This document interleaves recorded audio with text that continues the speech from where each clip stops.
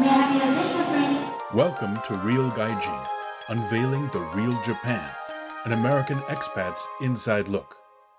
Now it's time for another story from the Read My Lips series of podcasts. Summarized podcast. Well, good morning here in Japan, good afternoon, and good evening wherever you are around the world. I am Mark Kennedy. I'm the host of the Real Gaijin Ask Me Anything podcast. Today we have a very special guest, Ms. Mika Fukutomi. Fukutomi-san, I'll ask you to introduce yourself in just a second. She's told me to call her Mika, so I will do that.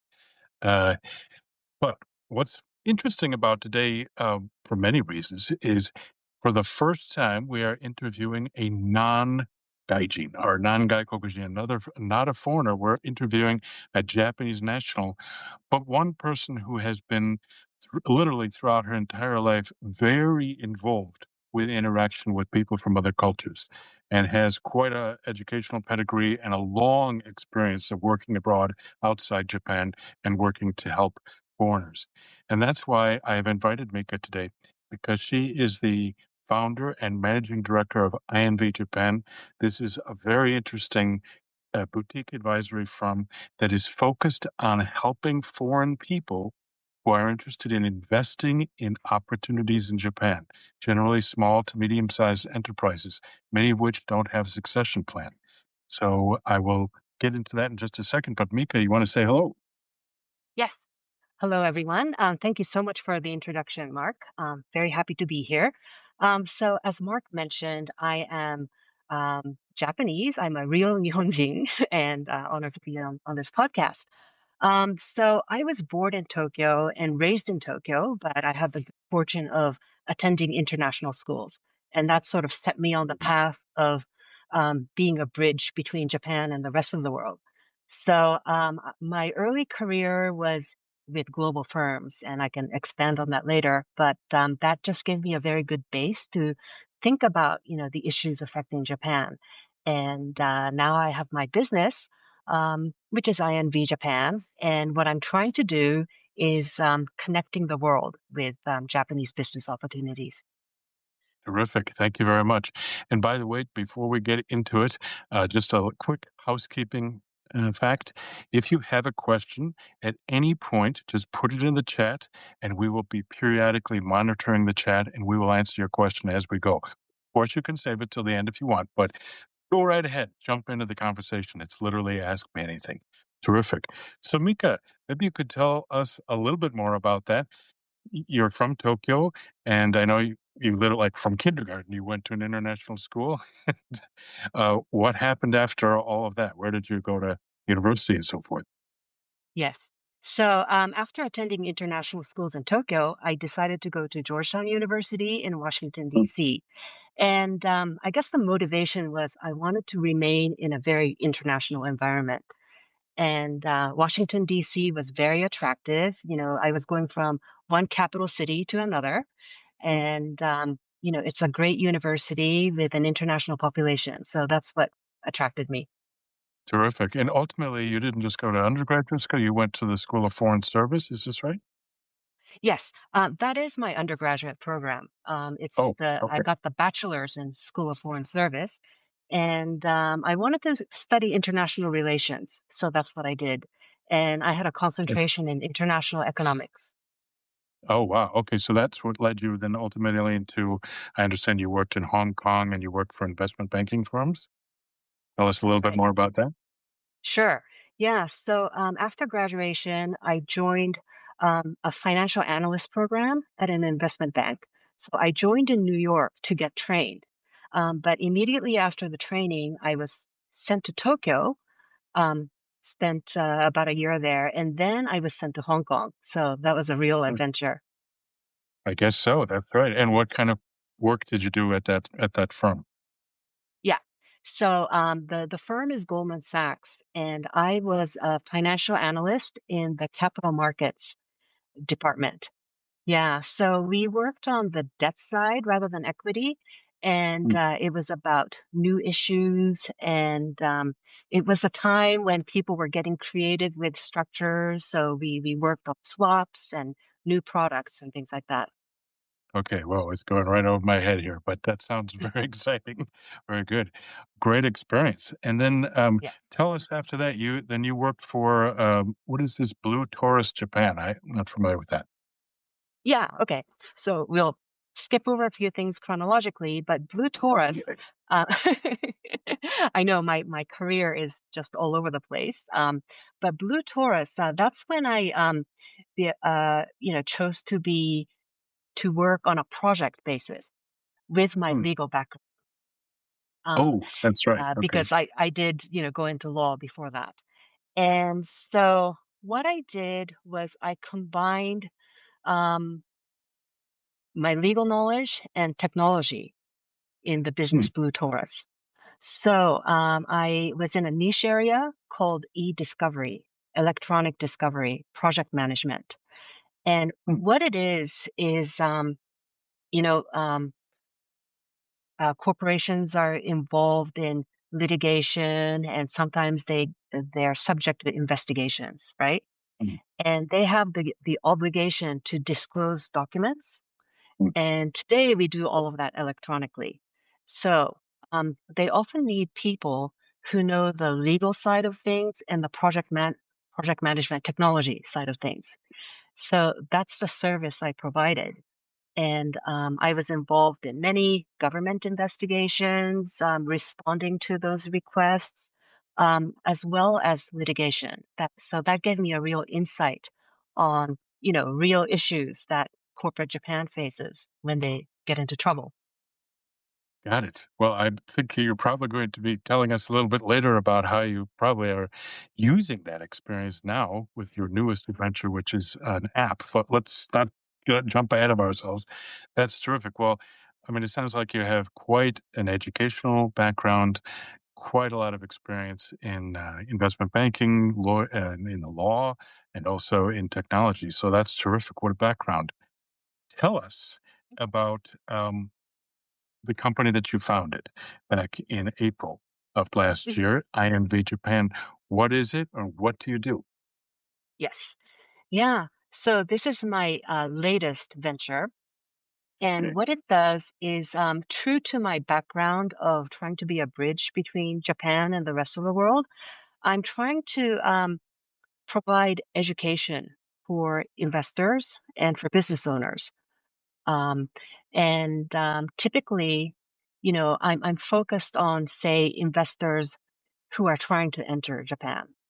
Mhm. So I know there's a lot of interest in Japan. And when it comes to public listed companies, you can find a lot of information, right? But when it comes to small to medium enterprises, there's very Mm. little information available. So my mission is to make that more transparent so that more global investors can participate in the Japanese SME market. By the way, when you say global investors, are we talking about people that are interested in taking over a business and or just having an equity stake, even if it's not a majority stake or all of the above? Oh, it could be all of the above. So Ah, in some cases, people might be acquiring a whole business. In other cases, they might be making an investment. got it. And Mhm. I mean, to what extent are there opportunities in Japan? I mean, how many of these small to medium-sized enterprises are potentially open for this kind of investment from Oh, abroad? yes. Yeah. Well, first of all, it's a huge issue, and this succession problem. And what I mean is, well, first of all, there are about 3.36 million small to medium enterprises in Japan. And that is Okay. a staggering, like 99% of all businesses in Japan, right?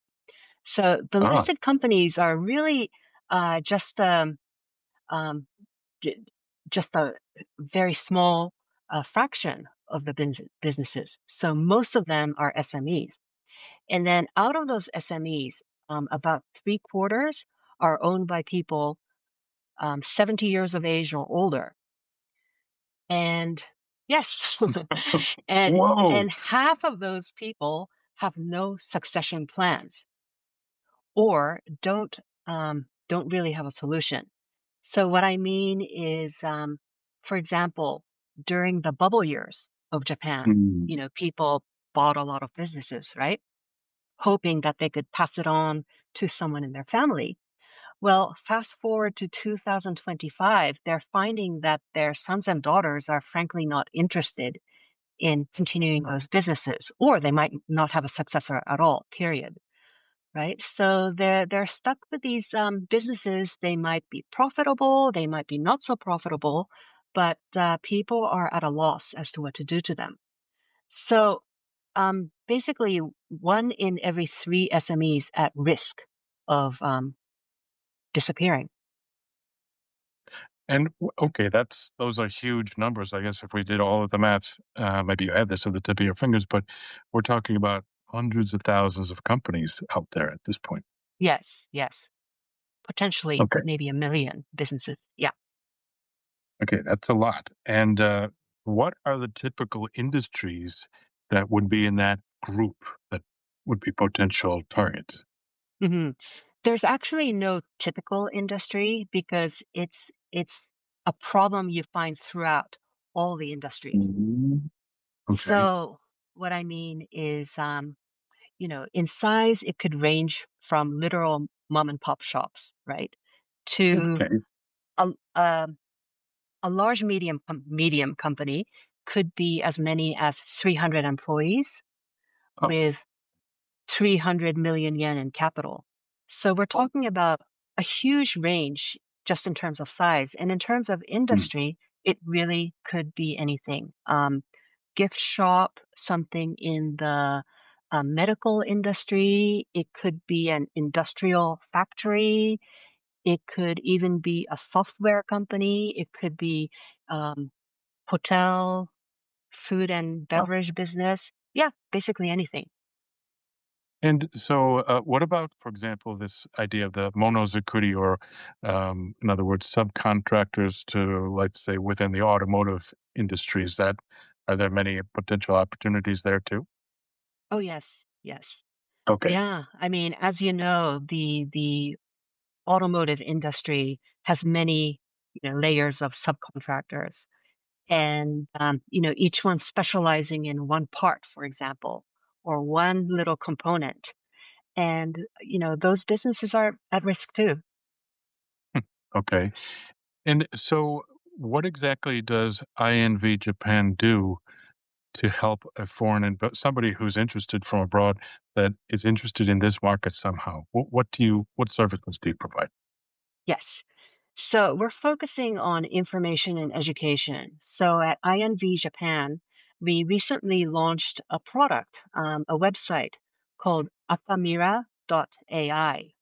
Ah, And it's sort of a database application, um, so that people can search for SME opportunities mm, in Japan.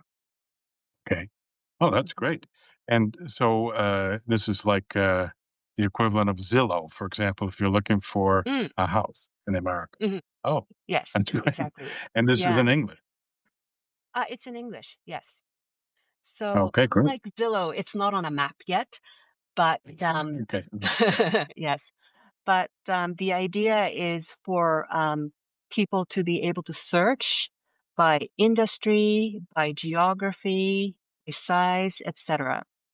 Mm. And so, okay, well, that's terrific. What an amazing tool. Let's say you find somebody that accesses the site and comes up with a short list of, let's say, 10 opportunities. What happens after that? Yeah. So what happens? Well, let me wind back a little bit. So the site currently has a public workspace, and Ah, that's meant to showcase sort of sample companies, right? okay. I So think so it's it's not just free, a huh? uh, so it's just a small sampling. Uh, and it's designed to reflect the different industries and geographic locations. So once Mm, people sign up and look at that, they can huh, start thinking, oh, I really want to focus on this particular industry in this particular area. So at that point, they would contact me through the website and give me the parameters, right? got it. And after that, I will provide a smaller, tighter list of companies that they would be interested in. Now, once they have that, if they are interested, they could proceed with requests. I am interested in company A, and so up to this point, it's all on a no name basis. But Mm, if they want the identity of the company to be revealed, they would, you know, apply with me and sort of tell me exactly what they're looking for, what they're willing mm, to pay, and so forth. And that gets mm, the process started mm. for that conversation. You're reminding me, some of the subscribers know a while back I moved down to Kyushu from my home in Tokyo. Hmm. And at the time, there was a lot of support from the local government, for example. I mean, believe it or not, they actually paid us to move to Kyushu, which is Hmm. odd. But anyway, while we were going through all this, I was approached also by a member of the prefectural government who said, with your background, would you be interested in taking over a local business? And at Mm. that point, I had not thought about that.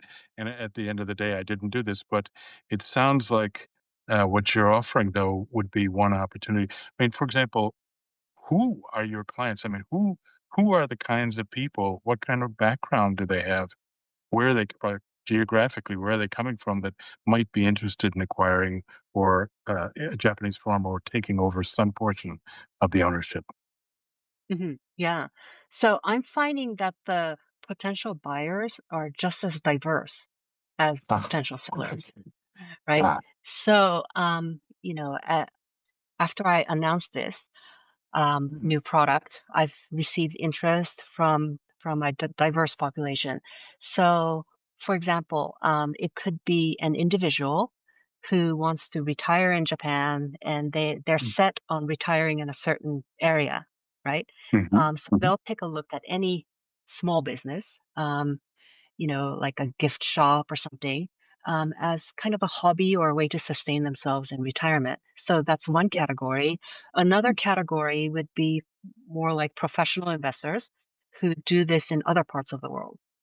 Ah, Um, yeah. So, for example, someone might already be the uh, in acquisition mode or private equity investment mode in another country, mm, and they know how that works. So they want to try out Japan, and okay. they might be looking to acquire a series of small companies in Japan within the same industry, something like that. Interesting. Mhm. And now, I mean, of course, the language barrier, cultural barrier, and so forth, that's not insurmountable, but it's not exactly something that could be ignored either. Um, how do you help your clients deal with that? Yeah. So I think many different situations will arise as we get going. And in some cases, the clients, the buyers will want a lot of handholding, in Mm, terms of getting to the end of the transaction, right? yeah. So if that's required, I'm happy to step in to help with that. And also, the big question is what happens post acquisition, right? Mhm. Yeah, and in some cases, um, the SME would already have a management in place that's very competent, Mm. and they're just simply looking for a new owner. So, so the new owner would come in and hopefully work well with the existing management. And yeah, and then in other cases, they might need a new operator, right? Mm. So possibly we might take a part in making those introductions too. And so, do some of your clients that are interested in purchasing all or a portion of a Japanese SME that's for sale, are they intent on coming to Japan to take over the business themselves, or essentially most of them are looking for an existing management team and or planning to hire somebody else that would run this business for them? Mm. Again, that's going to vary. Like the examples I mentioned earlier, some people do want to be based in Japan, and that's why they're making the purchase. And Okay. others are Oh, yeah. interested in continuing their sort of global investment business, and Japan will just piece of what they do. Okay. And then Yeah. how, besides working with you to help bridge the gap, literally, do they, for example, employ a local accounting firm to do audits and so forth? Then, in addition, Yeah. So okay. eventually, I think they will need all of that, right? So they would need local accountants. Maybe they need local legal advice. Um, Mm. so Oh all boy. those are factors to think about if you want to, purchase and set up a business in Japan. Okay, good. One, as you know, I wrote an article just a couple of weeks ago about the number of companies that don't have a succession plan, and also the number of potentially financially vulnerable companies that are not bankrupt right now, but the risk is there. And I got one interesting feedback, a piece of feedback from a reader that was skeptical of a potential acquisition target being open to being owned by a foreigner. Uh, Now, I imagine this varies depending upon the client, but to what extent is that an issue to be worried about? Mm, I don't think it's really an issue to be worried about. Again, it depends on the individual SME that you're planning to acquire. Mm. So, you mentioned companies that are not doing well, that are at risk of bankruptcy, and there are many gradation, right? Many different Yeah. situations, even for Yeah. that. So, some business models are perhaps kind of hopeless, right? And we sometimes we sometimes refer to these as zombie companies. I mean, Yeah. they, and they're not profitable at all. And even if you tweak it, it won't be profitable. So those are just going to, expire. And but others could be very promising. Mm. And maybe there's just one component that's not working very well. And perhaps an investor can come in and fix that one component and make it a very viable business.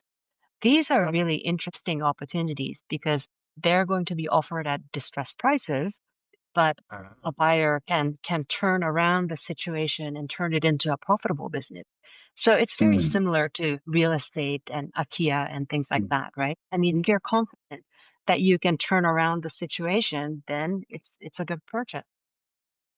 Yeah, plus I imagine there are all sorts of benefits to buying an existing business as opposed to, for example, starting with a greenfield operation where you have to literally start from scratch, develop your own customer base and so forth. What are some of the benefits of this type of acquisition as opposed to starting on your own?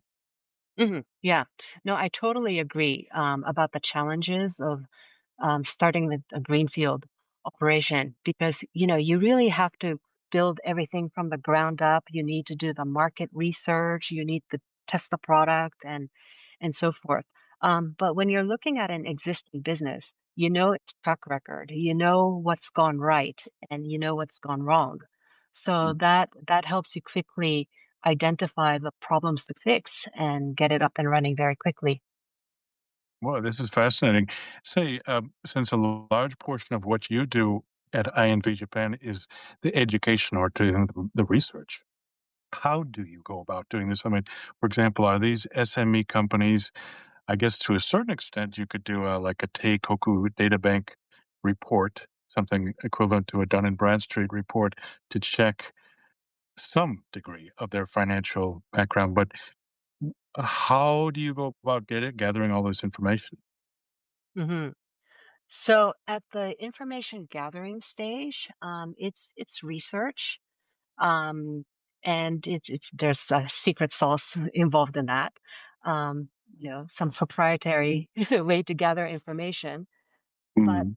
once you're in discussion with a certain seller, then you can ask for disclosure of information, and this would be like the due diligence process Yes. of the acquisition. So you would spend a bit of time scrutinizing the company you're about to purchase and ask a lot of tough questions. So that's Got it. how it would work. And I imagine that you do a lot of the legwork once you get to that due diligence. point, I mean, the foreign client would pay you to do this legwork, but then at some point, I can imagine it would be important for the client to come to Japan to actually meet the potential acquisition target or targets, correct? Yes, that's correct. So, again, it depends on the client. If they want us to be involved in due diligence, we can certainly do that. Um, but otherwise, they might have some sort of system set up already, and they might have people they can send over, and that's fine too. Um, but I think it is very important for someone to be on the ground and actually meet the seller and the company. And is this something that you would do? I mean, would you go meet with them face to face, or can you do everything by telephone as far as what you normally would do for a client? Yeah, I think in the early stages, certainly phone calls and video conferences will Mhm. suffice. But if you are, um, purchasing an actual like nuts and bolts, brick and mortar business, then Mm. you really should have face-to-face meetings and probably inspect the Yeah, premises. Mhm. sure. That makes a lot of sense. And then how do you value or did develop the valuation for these companies? I mean, to what extent are they sophisticated enough to know what they're even worth on their own? Mm, Yeah, no, that's a really good question. So typically, the seller has in mind an asking price, right? Mhm. But how they derive that asking price, you really don't know, right? Until you start asking those questions. So you would want to look at the financials of the seller. And if the asking price makes sense to you, that's a good sign to proceed with the negotiations. If it makes no sense, then it's Mm. time to start asking the tough questions and say, well, how did you really come up with that number, and so forth. Yeah. Okay. Good. And, normally, I mean, I imagine the answer is this to this question is also it depends, but how long does the process take if, let's say, from the time a potential buyer homes in using your database, Akamira, to find a potential target until they actually can consummate the deal? I mean, what's a typical time frame? Yeah. No, you're right. And I apologize. All of my answers are like, it depends, but it really That's does okay. Good.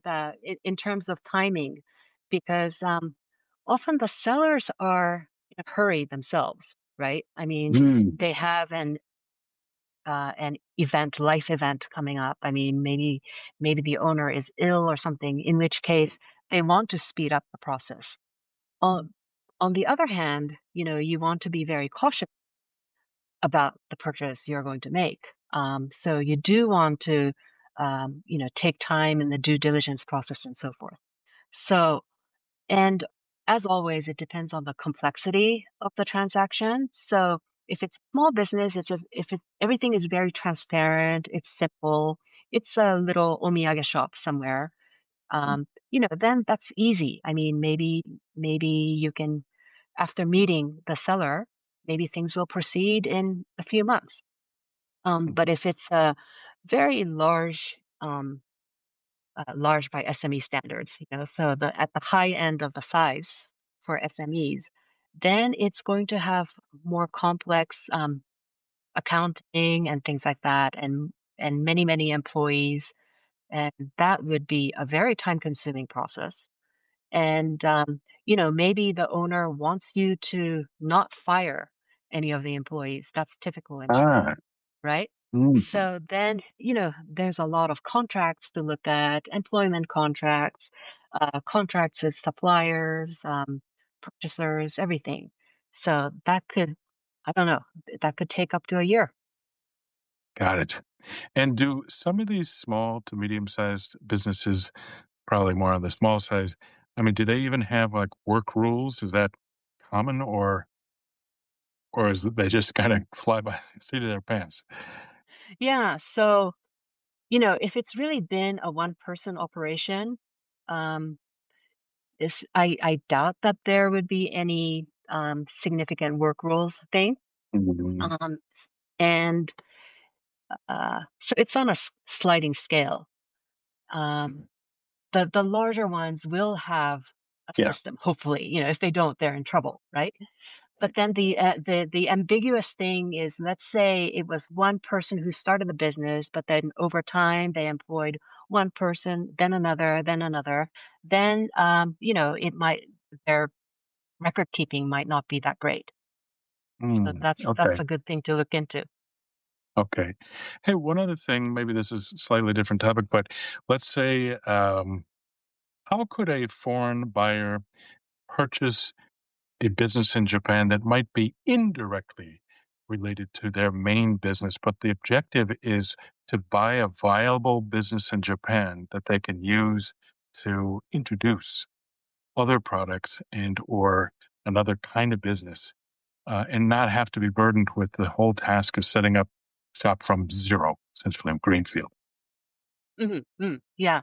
Oh, that's a great point, and I should have mentioned it in one of my examples. But quite often, you might be in a business, um, let's say in the U.S., in a particular industry producing something, and then Mhm. you might be looking for um, someone in Japan who can Mhm. supply the parts or augment your existing business. So that's definitely a case where someone could be looking for a potential purchase in Japan or investment. Got it. Also, I understand, and I think I put this in my article from a couple weeks ago. A lot of these small to medium sized businesses don't have the expertise in terms of managing effectively or even efficiently. Maybe the systems, as you mentioned before, are kind of outdated. They might not have any overseas clients at all. In other words, the real benefit would be for a foreign buyer would be a conduit to then sell a Japanese-made product overseas. Do you Mm, find that to be a major opportunity too? absolutely. Yeah. So we're always looking for a win-win situation, right? Something that's Yeah. good for the buyer, something that's good for the seller and the management that remains in place. And we want a situation where the acquired company sees more opportunities and has more assistance in growing. Mm. So, yeah, so it could be something like finding more customers abroad. It could be maybe setting up an online shop or setting up an AI system or something of that nature. So, the seller has a lot to gain from the transaction as well, not just selling, but enhancing the existing business. Good. And I imagine just general, maybe more efficient management practices could be applied to the original Japanese businesses. Would that be another Oh, opportunity then? absolutely. Yes, yes. And so oftentimes, a global investor might come in and acquire a series of similar businesses, right? Something in the same sector. And then they might combine those businesses as a roll up. And, the idea is to achieve economies of scale by putting them together. So they might have a common, you know, like a supply system, they might have a common HR system, and that way they can proceed in a more efficient manner. I see. Say, you just jogged my memory. Right around me in Kyushu right now, we've been kind of shocked at the number of, in the hospitality business, hotels, the number of inns and traditional hotels that have been all of a sudden purchased by all sorts of people from abroad. I imagine that that's a particularly hot sector at the moment. Yeah, I think so, for sure. Yeah, I Hmm. hear, just on the news, I'm hearing a lot about foreign investors purchasing hotels or apartment buildings, converting them into short-term rentals and things. Ah, right. There's another one. Okay, yeah. But then also combining, for example, multiple hotels into a new chain. Okay, interesting. How Yeah. about yep, go ahead. Yeah, so I wanted to say more about the hotel because um, among my personal friends, there are people with hotels and ryokans that were purchased during the bubble years again, right? Ah, So they have great locations all over the country, from beachside hotels to ski resorts. But unfortunately, again, because the the children, the people inheriting the businesses aren't so keen on the ah, business, they let things fall apart.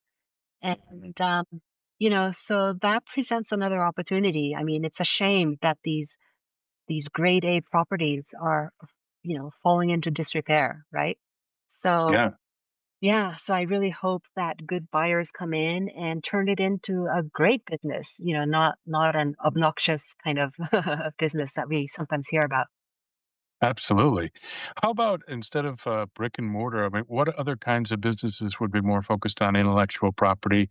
I mean, for example, how about in the anime business or something, or manga, Oh that yeah. kind of. Yeah. Yeah, there's a lot of that, the intangible intellectual property. So it could be in the field of anime. Um, it could be sort of content creation.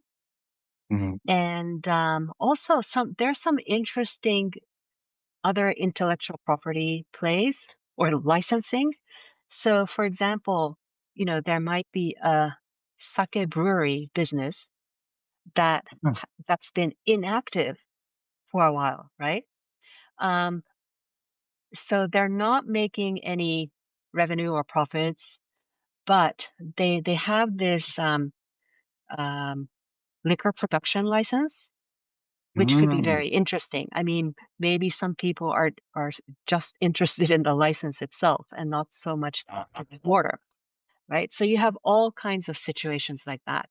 And yeah, so let's say a factory producing certain parts, like we discussed before, they might have some proprietary method or some patent for production, and that can be very valuable too.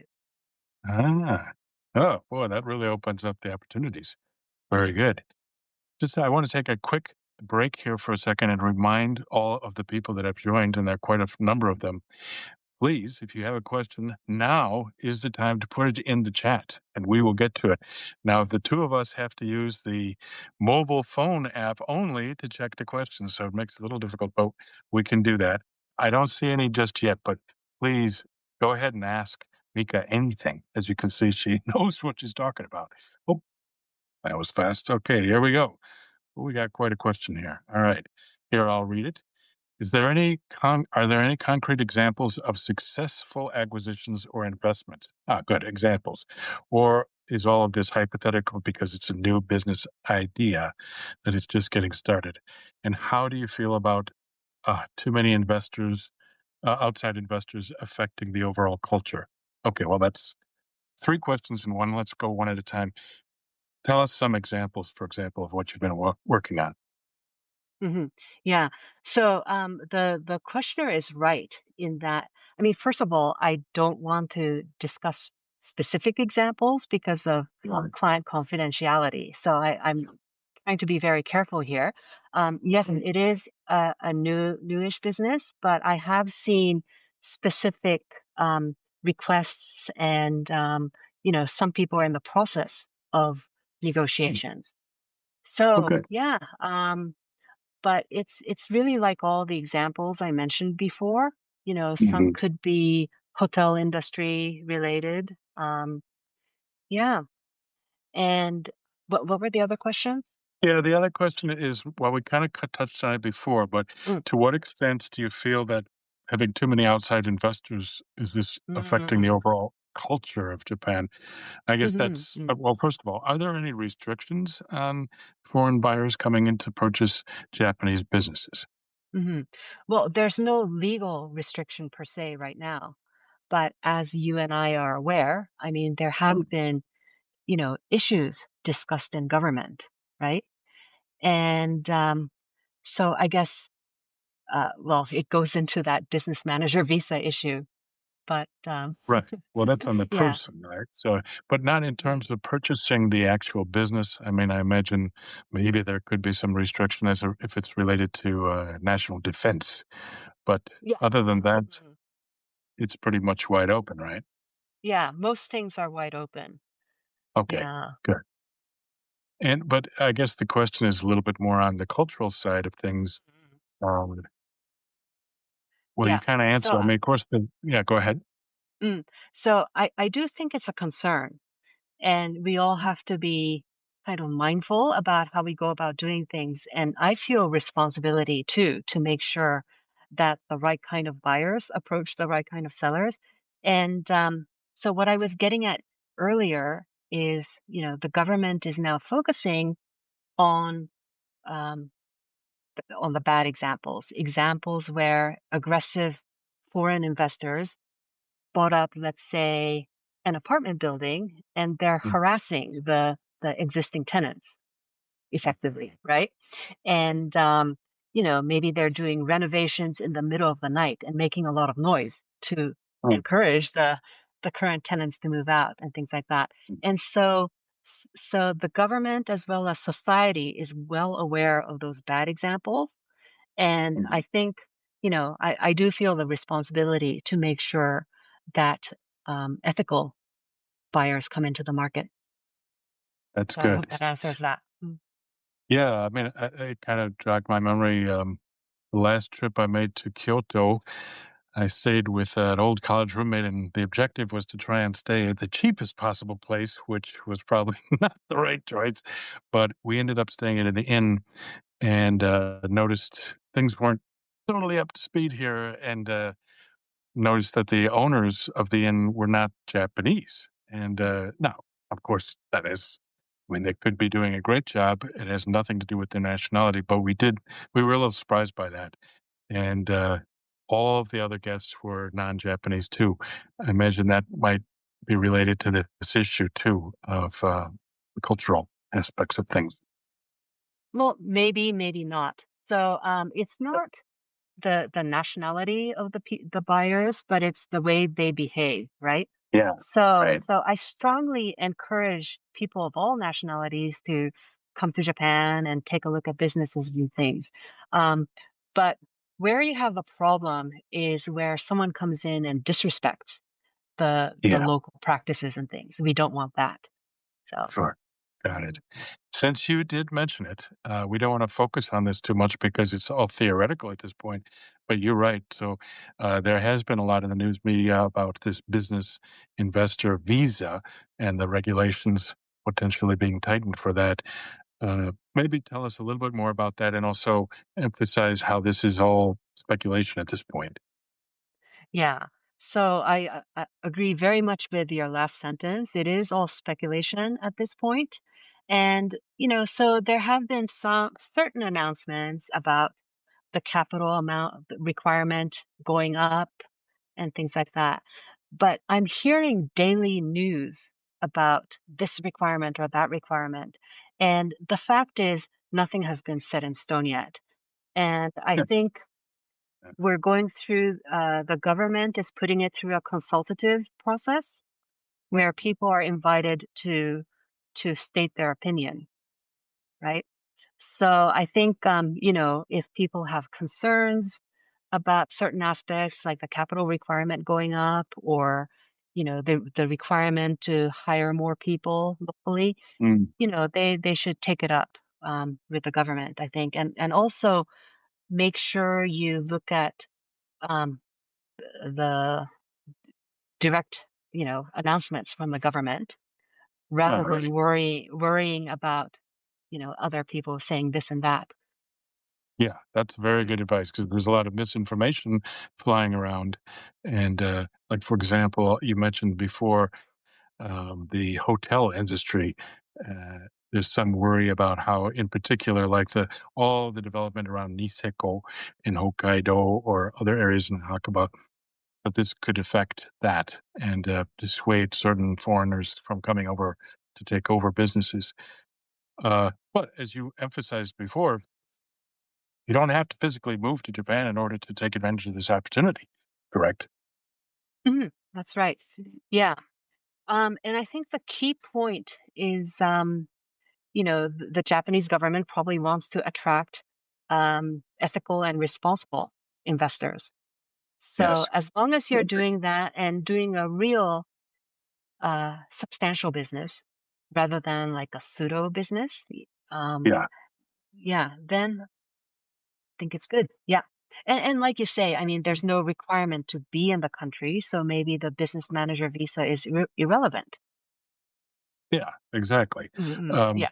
But I could just see as a potential investor, or even as somebody who would want to work in Japan, but obtain a business investor visa.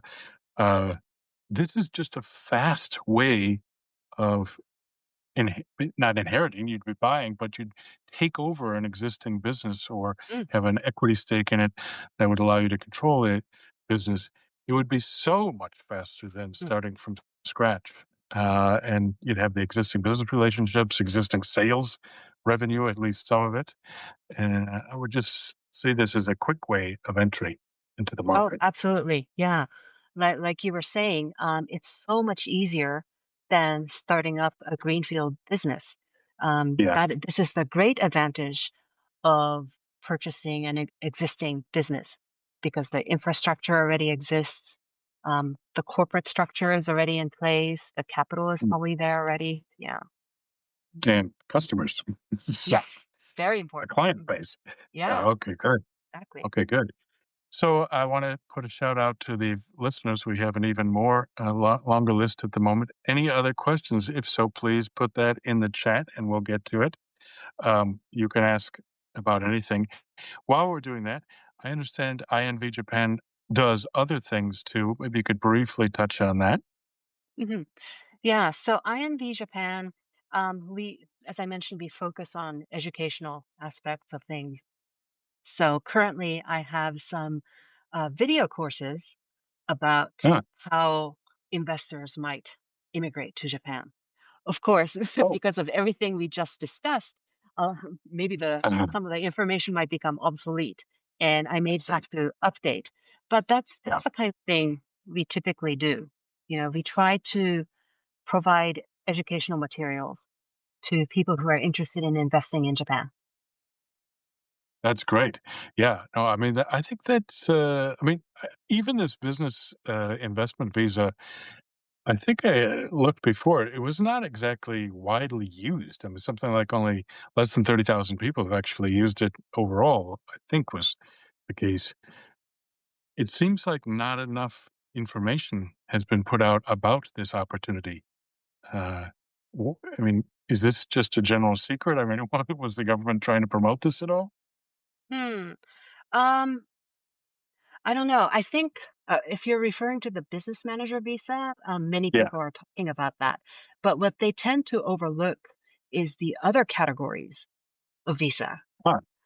You Okay. know, um, For example? the yeah, I don't want to talk off the top of my head too much, but there are ones for highly qualified individuals, Hmm. people with advanced degrees in a certain thing or years of Ah, experience in a certain thing. So it doesn't necessarily have to be um, a business manager visa, mhm. and it doesn't always mean you have to be an employee of one company. So there are examples of people with freelance contracts who have managed to obtain visas, and people often overlook Mm. that thing. So That's a I good point. strongly, yeah, encourage people to do a broader search if they That's want to good. move to Japan. But Mika, if you are interested in pursuing, well, if you do want to move to Japan and you don't want to be an employee of another company, taking over an existing Japanese business is one project, but you could combine that with a visa application. Is that correct? hmm Yeah. So how do you mean? Like combine the visa application with the fact that you're purchasing a Yeah, business or something else? right, Okay. Yeah. Yeah. For sure.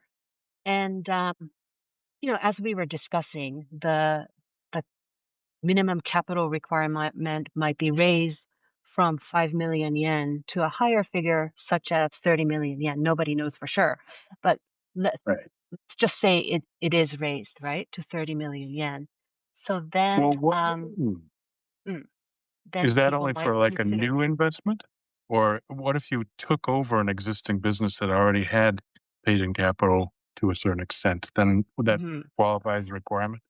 I'm not in a position to answer that because I really don't know the fine print. This is the lawyer in me, right? I just want to be sure That's about okay. something before I blurt something out. But Okay. I think, as the new requirements become clear, we should look at the fine print and see what Okay. the exact process is. Is it like 30 million yen of new cash investment, or could it be partial investment into a company that has a capital base of 30 million yen? I mean, we don't know yet, frankly. So Well, remains that's to a be pretty seen. darn important point. So Mm, yeah, that's a classic example of why it's not good to speculate on this. And exactly. plus, of course, the other thing is, I think, to put that in perspective, I mean, certain legal issues have been literally languishing for decades in Japan. Like, for example, another thing I think I wrote about was the whole issue about when people get married in Japan, the inability of one spouse to retain their original marriage, or name that they had surname before getting married. This has been going on for 30 years with no resolution. Correct. So who knows? Mhm. Yeah, yeah. So I think in the case of an international marriage, the Japanese Ah, person can right. keep That's the different. original Yeah. last name. But between two Japanese individuals, yeah, that's been an issue all this time. And it's so backward thinking, right? I mean, to say that Yes. you c- a married couple can only have one last name is a bit silly, and it's time for that to change. But what's interesting, the only reason I brought that up is the fact that this debate, political debate, has been going on for 3 decades. Hmm. And despite I mean, many proposals from the government itself to fix this, Hmm. so who knows if the speculation about, or who knows if the rules for this business investor visa will change. I mean, it sounds to me like the debate could last for a long time. So for the time being, let's not worry about it and focus on taking advantage of the opportunity. Good. Exactly. Okay. Good. So, do we have any more questions? I don't see any just yet. I see there are a number of people listening in, which is great. Um, Terrific. What do we do if we're interested in learning more? I mean, I assume you go to the new website or your conduit through INV Japan. What should we do Yes. as a next step? Yes. So one way to contact me is I'm often on LinkedIn, so people can send Yeah, me a DM there. The other method is, as you said, if people could access Akamira.ai, and uh, there's a sign up page, so you can sign up and you will start getting communication from me about the latest. that's great. Very good. And so you can Mhm. see that'll give you a little bit of access to get a sense of what kind of information is available. But then if you want to go deeper and a little bit more specific, then you sign up for the actual service, right? Yep. Okay, good. And by the way, I wanted to talk about the naming of Akamira.ai. Yeah, go ahead, please. Yeah, yeah. So the way I came up with that name is, the Japanese like to shorten um, Yeah, phrases. So I was thinking it should be called Bright Future Akarui Mirai, right? So Akamira is the shortened version of Akarui Mirai, Akamira. very Yeah. Japanese. Okay, good. Hmm. That's a great name. Terrific. Good. It sounds good. And it's such an amazing service. I mean, I don't know of anything at all, anything like it other than Zillow, for example. But for finding potential acquisition targets for companies, I mean, this is really unique. I hope you're going to get a lot of traffic. Sounds like you're off to a good start already. Thank you so much. Yes, I really wanted to present something unique, something that hasn't existed before that would be of service to people both in Japan and abroad. That's great. Well, it sounds like you've already done that, but I'm looking forward to keeping track of progress and seeing if you can help turn around this situation. There's so many, there are literally hundreds of thousands of opportunities available right now, and you're the way to reach these people. So terrific. Thank you. Mm, Thank you so much. All right. Well, if there are no additional questions, then we'll call it today. But what I will do is commit to getting the recording out within 24 hours and coming up with some key points here to just guide viewers. Of course, I'll put the links to Mika's businesses and website here into the final write-up here. And wish everyone who's been listening the best of success. Give it a shot. This is a golden opportunity. Mika, you want to just say any final words? Oh, yes. Just want to express my gratitude to you, Mark, for having me. Yeah, but And it's been very fun speaking with you. And thank you to all the listeners for being patient and listening. Really appreciate your interest in this. great. Thank you. All right. Well, we'll sign off for now. Everyone have a great day, great evening, or time to go to bed in some parts of the world. All right. Goodbye. Thank you, Mika. Thank you so much. Bye bye. Bye-bye. お疲れ様でした。 Thanks for watching and or listening to another story from the Read My Lips series of podcasts on Real Gaijin. Tell us what you think and be sure to tune in again next time.